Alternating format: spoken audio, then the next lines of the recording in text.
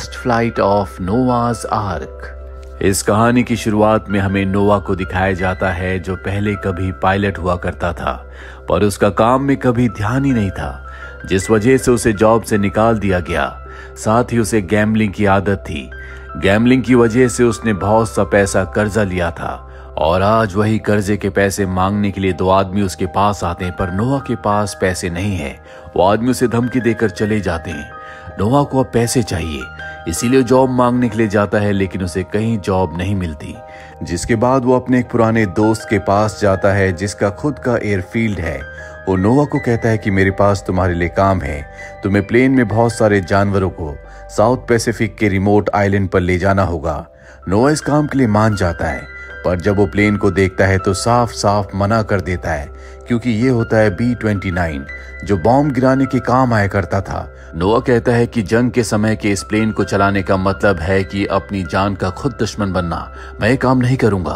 पर उसका दोस्त कहता है कि मैंने पैसे ले लिए हैं और वो पैसे मैं खर्च कर चुका हूं, और अगर मैंने पैसे नहीं लौटाए तो पुलिस मुझे अरेस्ट कर लेगी। नोआ अपने दोस्त की बात मान जाता है और अब यहाँ पर बेनाडेट आती है जो कि चर्च के लिए काम करती है, और चर्च के काम से इन सभी जानवरों को उस आइलैंड पर भेजा जा रहा है। इन सभी जानवरों को एक अनाथ आश्रम में पाला पोसा गया है, इसीलिए यहाँ पर अनाथ आश्रम के दो बच्चे भी होते हैं, जिनमें एक का नाम बॉबी और दूसरे बच्चे का नाम होता है जूली।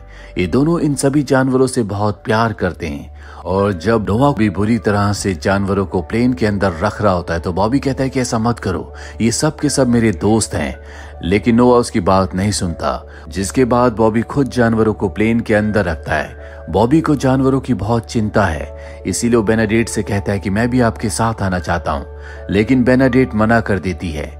जिसके बाद बॉबी और उसकी दोस्त जूली, जिन्हें जानवरों की बहुत चिंता है क्योंकि उन्हें लगता है कि इन जानवरों के साथ उस आइलैंड पर अच्छा सलूक नहीं होगा, वो चुपके से प्लेन के अंदर चढ़ जाते हैं। और अब प्लेन टेक ऑफ हो जाता है और नोआ, जो कि बहुत ही लापरवाह होता है, वो सिगार पीना शुरू कर देता है, जिसके धुएं से बेनाडेट को परेशानी होती है। वो पीछे चली जाती है और अपना फेवरेट सॉन्ग प्ले कर देती है। यहाँ पर हमें पता चलता है कि नोआ को सॉन्ग से नफरत है। वो उसे कहता है कि तुम सॉन्ग को ऑफ कर दो, मैं सिगार पीना बंद कर दूंगा। और अब वो ऐसा ही करती है, जिसके बाद वो सिगार पीना छोड़ देता है। कुछ देर के बाद नोआ को नींद आती है, इसीलिए वो प्लेन को ऑटो पायलट मोड पर लगाने की कोशिश करता है ताकि सो सके, लेकिन प्लेन का ऑटो पायलट मोड खराब हो जाता है। बेनाडेट कहती है कि मुझे थोड़ा बहुत प्लेन चलाना आता है, तुम पीछे जाकर सो जाओ। और तभी पीछे से एक बतख आगे आती है और उस बतख के साथ बॉबी और जूली भी आते हैं, जिन्हें देखकर नोआ हैरान हो जाता है। बॉबी कहता है कि हमारी गाय बहुत बीमार है और नोआ जैसे लोग उसका ध्यान नहीं रख सकते, इसीलिए जूली और मैं उसका ध्यान रखने के लिए आए हैं। और अब पूरी रात प्लेन चलता रहता है। अगली सुबह नोआ देखता है कि प्लेन का कंपास अच्छे से काम नहीं कर रहा, जिस वजह से दिशा भटक चुके हैं। साथ ही अब प्लेन में इतना फ्यूल नहीं है कि ये वापस जा सकें। नोआ रेडियो से कांटेक्ट करने की भी कोशिश करता है, लेकिन उसकी किस्मत यहाँ भी उसका साथ नहीं देती। इनका किसी से कोई कांटेक्ट नहीं होता और अब इन्हें इमरजेंसी लैंडिंग करनी होगी, लेकिन चारों तरफ समंदर है। तभी इन्हें एक आइलैंड दिखता है और अब ये उस आइलैंड पर लैंडिंग करने के लिए तैयार है। नोआ किसी तरह से उस आइलैंड पर लैंडिंग कर देता है। अब ये सब के सब प्लेन से बाहर आते हैं। ये देखते हैं कि इस आइलैंड पर दूर दूर तक कोई भी नहीं है, पर कोई इन्हें अपनी दूरबीन से देख रहा होता है। ये दो जापानीज सोल्जर्स हैं, जिन्हें देखकर लगता है कि बहुत वक्त से ये इसी आइलैंड पर रह रहे हैं। अब ये अपने सभी जानवरों को बाहर निकालते हैं और बाहर रहने के लिए कुछ व्यवस्था करते हैं। तभी बॉबी को उन जापानीज सोल्जर्स का कैंप दिखता है। वो नोआ को बताता है। ये उनके कैंप को देखते और इन्हें पता चलता है कि ये दो सोल्जर वर्ल्ड वॉर 2 से यहीं पर फंसे हुए हैं और इन्हें अभी तक पता नहीं चला कि वर्ल्ड वॉर 2 खत्म हो चुका है। हालांकि बेनाडेट जाकर उन्हें बताना चाहती है, लेकिन नोआ मना कर देता है और वापस से अपने प्लेन के पास आ जाते हैं। तभी वहां पर वो दोनों जापानीज सोल्जर्स आते हैं, जिनके पास गन भी है, लेकिन इतने सालों में उनके हथियार खराब हो चुके हैं। तभी नोआ आता और अपनी फ्लेयर गन से उनके ऊपर हमला करता है। वो दोनों के दोनों जापानीज वहां से भाग जाते हैं। नोआ को अपनी बहादुरी पर बहुत खुशी होती है, लेकिन बेनाडेट उसके इस रवैये से बिल्कुल खुश नहीं होती, क्योंकि वो हिंसा नहीं बल्कि अहिंसा में विश्वास रखती है। वो उन दोनों जापानीज से मिलकर उन्हें सब कुछ सच बताना चाहती है, लेकिन नोआ साफ साफ मना कर देता है। वो कहता है कि इस वक्त मैं तुम्हारा कैप्टन हूँ, तुम्हें मेरी बात माननी होगी। अब ये सब के सब प्लेन में चले जाते हैं।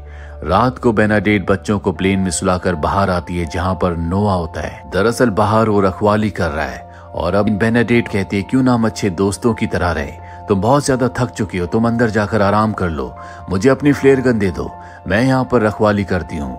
नोआ उसकी बात मान जाता है और वो प्लेन के अंदर चला जाता है। दरअसल बेनाडेट का प्लान कुछ और ही होता है। वो ईश्वर पर बहुत विश्वास करती है, वो लोगों की मदद करना चाहती है, लेकिन वो दोनों जापानीज सोल्जर उसे देखकर अपनी तलवार निकाल लेते हैं।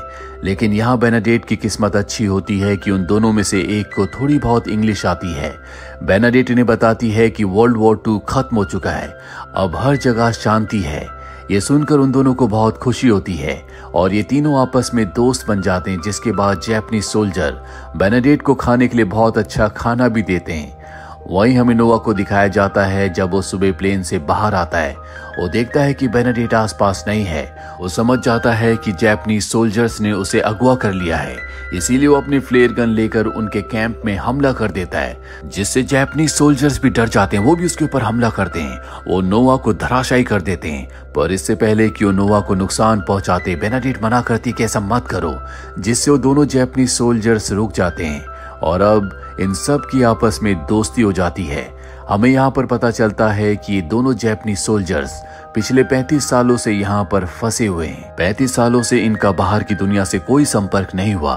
नोआ बेनाडेट से कहता है कि तुम्हें इस तरह से अपनी जान को जोखिम में डालकर यहाँ पर नहीं आना चाहिए था। दरअसल उसे बेनाडेट की बहुत चिंता है, कहीं न कहीं वो दिली दिल में बेनाडेट को पसंद करने लगा है। और शाम को जब ये दोनों बातें कर रहे होते हैं तभी नोआ बेनाडेट को किस कर लेता है, जो बॉबी और जूली भी देख लेते हैं।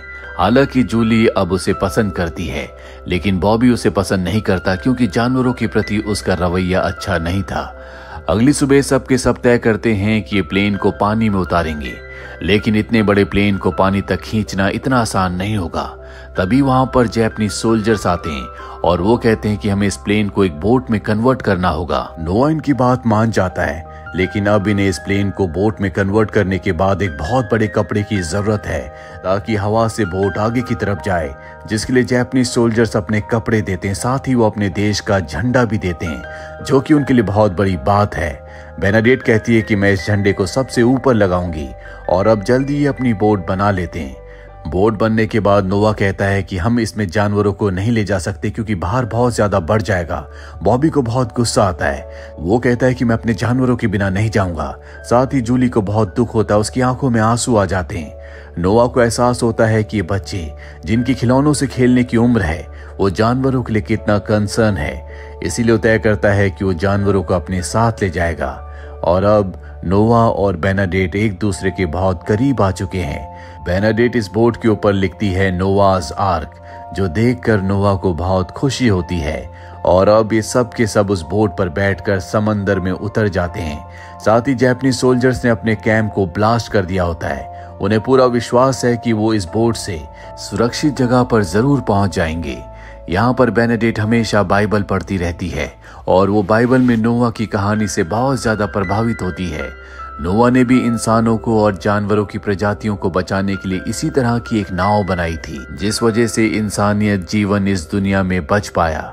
कई दिनों का सफर तय करने के बाद ये एक बतख के ऊपर एक मैसेज लिखकर उसे समंदर में छोड़ देते हैं ताकि वो उड़कर किसी आबादी वाले आइलैंड पर जाए, जहां पर लोग इनके मैसेज को पढ़कर इनकी मदद करने के लिए यहाँ पर आ सके। लेकिन कुछ ही दूर आगे जाने के बाद वो बतख उस आइलैंड की तरफ मुड़ जाती है जिस आइलैंड से सब के सब यहाँ तक आए हैं। लेकिन अब भी इनके दिलों में होप है। रात को खाने के वक्त ये सब के सब ईश्वर से प्रे करते हैं कि उस बतख को सही दिशा में सही आइलैंड तक पहुंचा दे। अगली सुबह नोआ खाने के लिए मछलियां पकड़ता है। साथ ही बॉबी देखता है कि उसका एक बैल खाना नहीं खा रहा, इसीलिए वो पीने के लिए उसे दूध देता है। पर तभी वहां पर नोआ आ जाता है। वो कहता है कि तुम खाने को ऐसे वेस्ट नहीं कर सकते, हमारे पास लिमिटेड खाना है जो हमें खुद के लिए बचाना होगा। लेकिन बॉबी जानवरों से बहुत प्यार करता है, इसीलिए अपने हिस्से का दूध वो अपने बैल को दे देता है। इन्हें अब बोट में बहुत दिन बीत चुके हैं और इनके खाने की सप्लाई खत्म हो चुकी है। नोआ जो पिछले कई दिनों से मछलियां पकड़ने की कोशिश कर रहा था, उसमें वो पूरी तरह से नाकामयाब हुआ। नोवा और बेनाडिक्ट तय करते हैं कि इनके पास जो चिकन्स है ये उन्हीं को मार कर खाएंगे, पर बॉबी कहता है कि हम ऐसा नहीं कर सकते, वो मेरे दोस्त हैं। वो कहता है कि हम रोशनी में मछलियों को पकड़ सकते हैं, रोशनी मछलियों को आकर्षित करती है। और अब ये रात को सारी लाइट्स ऑन करते हैं, जिसके बाद मछलियां इनकी बोट के पास आ जाती है। पर इससे पहले कि मछलियां पकड़ते यहाँ पर एक बहुत बड़ी शार्क आती है, जिससे डर जाते हैं। साथ ही शार्क के डर से सभी मछलियां भाग जाती है। नोआ तय करता है कि वो शार्क को ही पकड़ेंगे। ये बड़ी चालाकी से शार्क को एक जाल में फंसा लेते हैं, लेकिन इतनी बड़ी शार्क को ऊपर खींचना इतना आसान नहीं होगा। और अब जब ये सब के सब शार्क को ऊपर खींचने की कोशिश कर रहे होते हैं, तभी बॉबी पानी में गिर जाता है। नोआ उसे बचाने के लिए पानी में कूद जाता है और ठीक उसी वक्त शार्क जाल से आजाद हो जाती है और अब वो नोआ और बॉबी की तरफ बढ़ती है। पर इससे पहले कि वो उन्हें अपना भोजन बनाती, बेनाडिक्ट ऊपर से फ्लेयर गन से उस पर हमला करके उसे मार देती है, जिससे नोआ और बॉबी की जान बच जाती है। अगली सुबह नोआ बेनाडिक्ट के पास जाता है। बेनाडिक्ट कहती है कि ये सब मेरी गलती है, मैंने प्लेन को अच्छे से नहीं संभाला, इसी वजह से हम सब के सब यहाँ पर फंस गए। नोआ कहता है कि ये सच्चाई नहीं है, अगर तुम ना होती तो हम में से कोई नहीं बचता, तुम हमारी हिम्मत हो, तुम्हारी वजह से हम सब के सब बच पाए हैं। बेनाडिक्ट उसकी बात सुनकर इमोशनल हो जाती है और वो नोआ को गले लगा लेती है। ये दोनों अब एक दूसरे से प्यार करते हैं। अब रात को समंदर में तूफान आता है, जिससे इनकी बोट के अंदर पानी चला जाता है। ये किसी तरह से बोट का पानी निकाल लेते हैं और तूफान भी शांत हो जाता है। पर बॉबी का जो बैल होता है उसकी तबीयत बहुत ज्यादा खराब हो चुकी है, बहुत ज्यादा तड़प रहा होता है। नोआ कहता है कि हमें इसे दर्द से मुक्त करने के लिए मारना होगा, पर बॉबी इसके लिए तैयार नहीं होता क्योंकि वो उसका दोस्त है। पर जब जापानीज सोल्जर्स उसे समझाते हैं तो वो मान जाता है और अब सब के सब उसे अलविदा कहते हैं। नोआ उसे मारने वाला होता है कि तभी एक सायरन की आवाज आती है। जब ये सब के सब बाहर जाते हैं तो देखते हैं कि वहां पर यूएस का एक बहुत बड़ा शिप होता है, जो कि एक कोस्ट गार्ड शिप है जो इन्हें ढूंढ रहा था। इन्होंने जिस बतख को मैसेज देकर भेजा था वो बतख इस शिप पर आ गई थी, जिसके बाद इन्हें पता चला कि समंदर में कुछ लोग फंसे हुए हैं और अब वो शिप इनकी बहुत बड़ी बोट को, जो इन्होंने प्लेन से बनाई थी, अपने पीछे बांधकर खींचकर सुरक्षित जगह की तरफ लेकर निकल पड़ता है। और ठीक उसी वक्त नोआ और बेनाडिक्ट एक दूसरे से शादी कर लेते हैं। नोआ पूरी तरह से बदल चुका है, वो अब पहले जैसा नहीं रहा, वो एक अच्छा और जिम्मेदार इंसान बन गया है और ये सब बेनाडिक्ट और उसके सामने आई मुश्किलों की वजह से हुआ है। तो ये थी पूरी कहानी the last flight of नोआज arc की। उम्मीद करते हैं कि ये कहानी आपको पसंद आई होगी।